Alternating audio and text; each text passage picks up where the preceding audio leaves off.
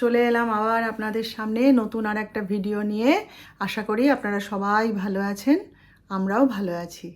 তো পূর্বাজ লাইফস্টাইলে নতুন আর একটা ব্লগে আপনাদের স্বাগত জানিয়ে আজকের আর একটা নতুন ব্লগ শুরু করছি। তো আজকে হচ্ছে গিয়ে শুক্রবার, আর এখন বাজে হচ্ছে 11:45, জানেন। আজকে প্রচুর দেরি হয়ে গেছে, কিন্তু কেন যে দেরি হলো আমি সেটাই বুঝতে পারছি না। আজকে প্রতিদিন যে টাইমে উঠি ওই টাইমেই উঠেছি, ছন্দাদিও একই টাইমে এসে কাজকর্ম করে দিয়ে গেছে।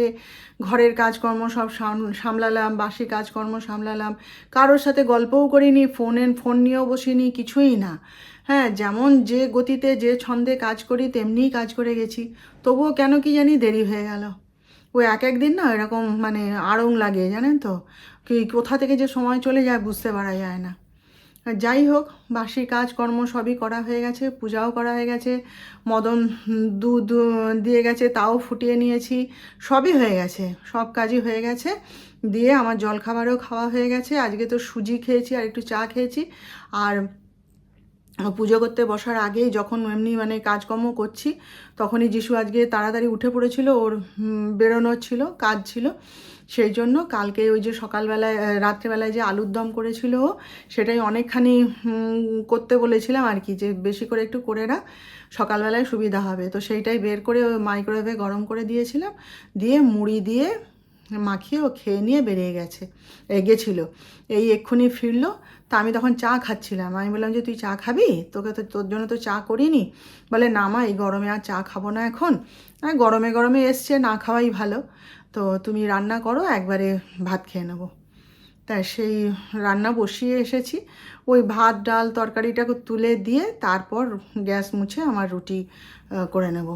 তরকারি সব একই করব আজকে। আর ডাক্তার সাহেব যখন উপস্থিত নেই, শুধু আমি আর যিশু, আজকে আর ওসব মানে পেঁয়াজ টেঁয়াজ এসব আর আলাদা করে আবার করব না। ও বুঝিয়ে দেবো, মানে ও বেলায় ডিম ভেজে দেবো, নাই তো এবেলায় খেয়ে নে, বুঝিয়ে দেবো, খেয়ে নেবে ঠিক। তো এই আর কি। তো চলুন আপনারা সঙ্গে থাকুন, দেখতে থাকুন। দেখুন, বরবটি আর বেগুন দিয়ে মাখা মাখা একটা তরকারি করলাম আমার জন্য। এই তরকারিটা না খেতে আমার ভীষণ ভালো লাগে, জানেন তো, ভীষণ ভালো লাগে। এটা এক বাটি ভর্তি করে দিলে আমি পুরোটাই খেয়ে নেব। তো এটা করে রাখলাম। আর এবারে ভাত আর ডাল হয়ে গেছে, আর একটু তরকারি বাকি আছে, সেটা করে দিয়ে তারপরে আমার রুটি করব। আর এইটা এখনই আপনাদের দেখিয়ে রাখলাম, কারণ পরে আর আপনাদেরকে দেখাতে পারবো না, কারণ এটা ঘরে রেখে আসবো, বুঝলেন। কি রান্না করেছি দেখানোর মতো আপনাদের আর কিছু নেই, তবুও দেখিয়ে দিচ্ছি একবার। এখানে হচ্ছে ভাত, এটা যিশুর জন্যে, আর এই যে আলু ভাতে আর ডিম ভাজা, আর মুগের ডাল করেছি, সেটা ঘরে রেখে এসেছি, যিশু যখন খাবে তখন ওখান থেকে এনে দেবো। আর আমার জন্য তো তরকারি করেছি, সেটা আপনাদের দেখালামই, আর রুটি করেছি, ব্যাস এই আজকে রান্না করেছি। তো এখন বাজে হচ্ছে প্রায় 8টা, বুঝলেন তো। এই আধা ঘন্টা হলো ফিরলাম বাজার থেকে।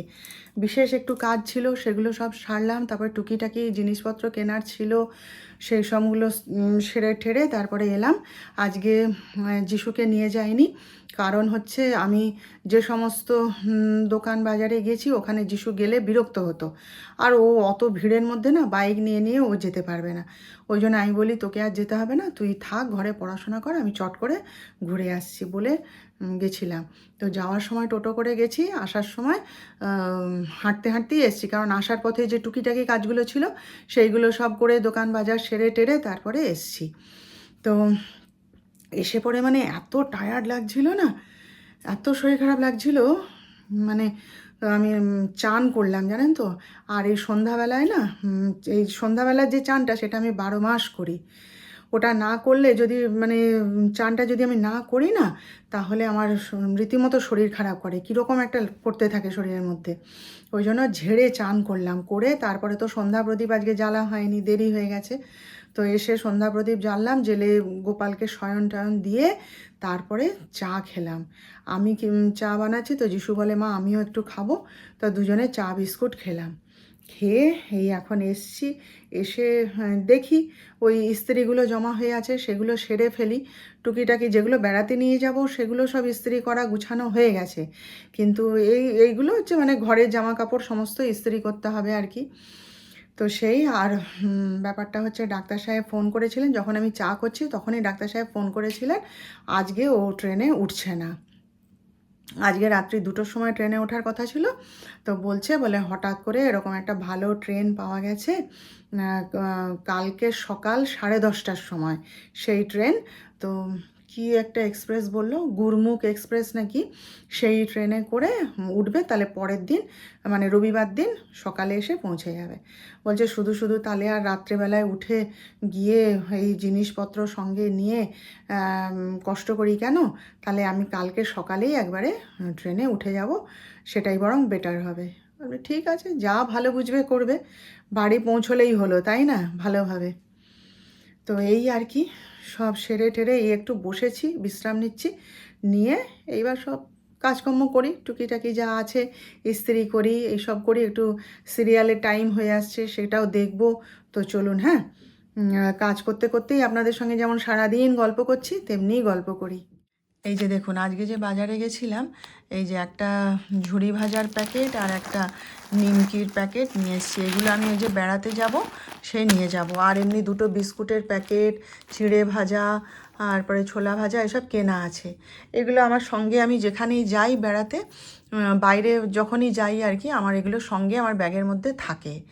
আমি তো ভাই ডায়াবেটিসের পেশেন্ট, জানেন তো। তো আমার মানে মাঝে মধ্যেই খিদে পায়, সেই জন্যে টুকটাক আমাকে তখন একটুখানি মুখে দিতেই হয়। সেই যে কারণে এগুলো আমি ঘরেও সবসময় আমার কাছে রেডি থাকে, আর আমি বাইরে যখন যাই এগুলো সঙ্গে আমি নিয়ে যাই। কাকে বিরক্ত করব বলুন, এগুলো আমার ব্যাগের মধ্যে সে সবসময় থাকে। তো সেই জন্য এগুলো নিয়ে এসেছি, আর বাকি সব কেনাই আছে। একটা ব্যাগ নেব, তার মধ্যে এই শুকনো খাবার আমার সঙ্গে রাখবো আর কি। আর এই যে কালকে একটু ঠাকুরকে আম দুধ দেবো, তার এই একটা আম নিয়ে এসেছি, এই যে। আর এই যে নকুলদানা নিয়ে এসেছি, এই নকুলদানাটা আমি সঙ্গে করে নিয়ে যাব আমার গোপালের জন্য, হ্যাঁ, এই নকুলদানাটা নিয়ে যাব। আর এই যে ঠাকুরের ফুল শেষ হয়ে গেছিলো, এই অল্প একটু নিয়ে এসেছি আর কি, বুঝলেন।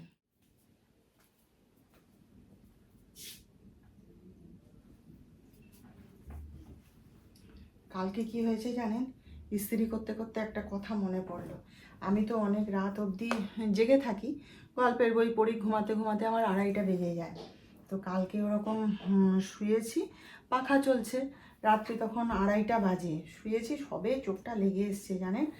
আর হঠাৎ দেখি না, মানে কানে আসছে আর কি, প্রচণ্ড জোরে বাজনার আওয়াজ হচ্ছে। হ্যাঁ, আমি বলি এত রাতে বাজনা কে বাজাচ্ছে রে বাবা। প্রথমে ভাবলাম কি যে না, ঘুমের ঘোরে বোধহয় ভুল শুনছি জানেন। তারপরে দেখি যে না, তো বাজনাই বাজছে, আর পটকা ফাটছে, ধুম ধুম করে আওয়াজ জানেন।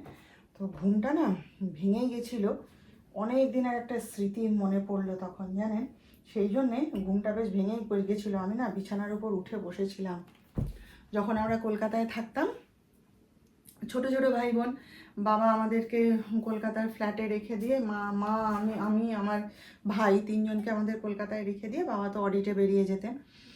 এইবারে ওই যে নিউ আলিপুরের ফ্ল্যাটে থাকতাম, তো ওই কাছাকাছি না, ওই টালিগঞ্জ ব্রিজ না ফাঁড়ি, আজকে অত ঠিক মনে নেই, ওইটা ছিল, আপনারা যারা কলকাতায় থাকেন জানবেন। তো সেইখানে না ওরকম ওই বোমাবাজি হতো জানেন তো, প্রায় দিনই রাত্রেবেলাতে। আর সেই আওয়াজ আসতো, আর সে আমাদের গোটা ফ্ল্যাট যেন মানে কেঁপে কেঁপে উঠতো, দরজা জানলা সব কেঁপে উঠতো জানেন। আর মা তো তখন একা আমাদের নিয়ে ঘরে, আর সেই বোমা আওয়াজ আসতো, আর সব ফ্ল্যাটের আমরা যারা ছিলাম সব না, ফ্ল্যাটের দরজা জানলা সব বন্ধ করে পর্দা টেনে দেওয়া হতো, প্রত্যেকের ফ্ল্যাটেই, আমাদের শুধু ফ্ল্যাট না, দরজা জানলা বন্ধ করে পুরো মানে টেনে দেওয়া হতো ফ্ল্যাটের দিয়ে। নাইট ল্যাম্প ঘরের মধ্যে জ্বালিয়ে দেওয়া হতো জানেন তো, বড় বড় সব লাইট নিভিয়ে দিয়ে নাইট ল্যাম্প জ্বালিয়ে দেওয়া হতো। আমার এখনও স্পষ্ট মনে আছে কথাগুলো। তখন তো ছোট্ট ছিলাম, কলকাতায় তো ওই 6 না 7 অবধি পড়েছি, তার মানে আর বয়স কত, ছোট ছিলাম। আর ভাইটা তো তখন ছোট্ট কুচকি, দিয়ে মনে আছে মা সে আমাদের 2 ভাই বোনকে নিয়ে চুপ করে বসে থাকতেন খাটের উপর। আর সে আমাদের সোসাইটির যে হেড ছিল গৌতম কাকু, তাকে তো বাবা বেরোনোর আগে বলে যেত, যে এরকম সোসাইটিতে জানিয়ে যেত যে এরকম রইলো ওরা, আমি বেরিয়ে যাচ্ছি।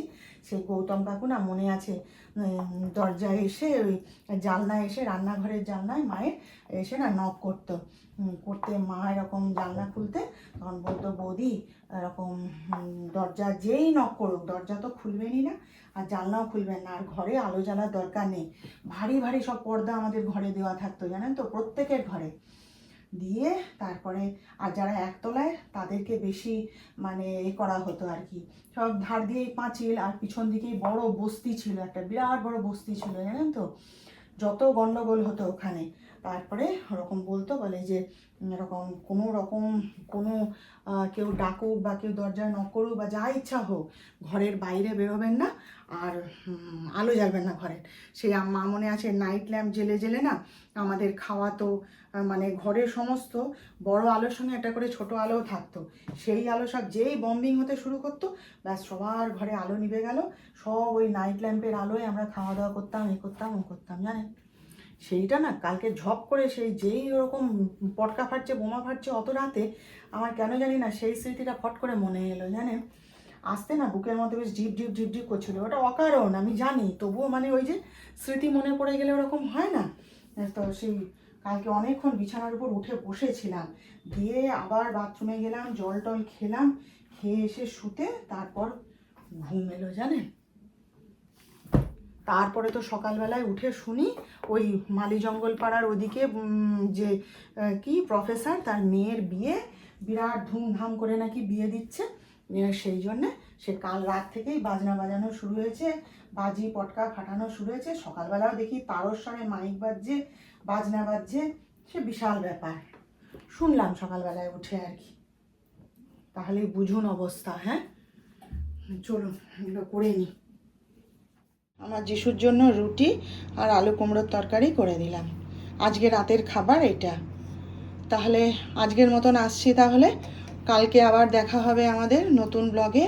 আপনারা সবাই ততক্ষণ ভালো থাকবেন, আর আমার আজকের ভিডিওটা ভালো লাগলে একটা লাইক শেয়ার ও সাবস্ক্রাইব অবশ্যই করে দিতে হবে কিন্তু।